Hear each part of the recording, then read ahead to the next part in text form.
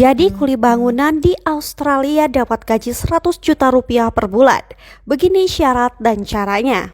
Nettie, seorang wanita sekaligus istri dari seorang TKI di Australia, menceritakan pengalaman dan gaji yang diterima suaminya selama bekerja di sana.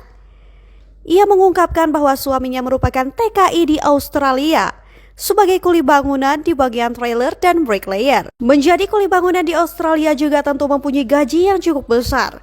Nilai UMR di sana tentu lebih tinggi dibandingkan dengan UMR di Indonesia.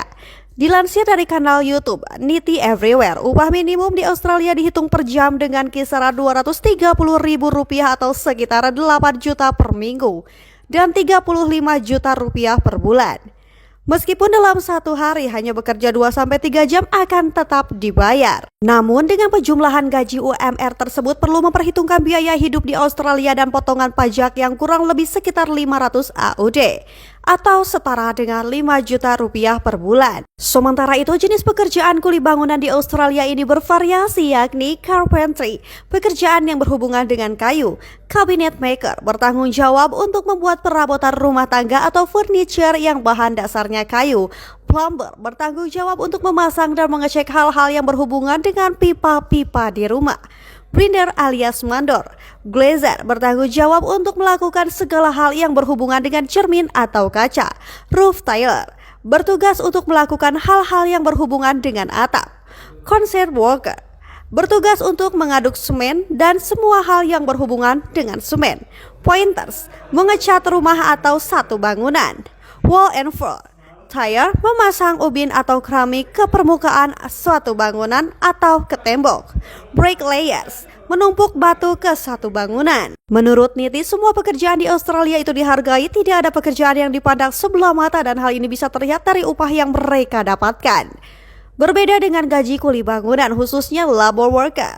Untuk bricklayer junior atau yang baru mulai pekerjaan itu, pertama kalinya mereka dibayar Rp300.000 per jam. Adapun besaran gaji TKI bangunan yaitu biasanya digaji Rp350.000 per jam untuk yang sudah lumayan lama.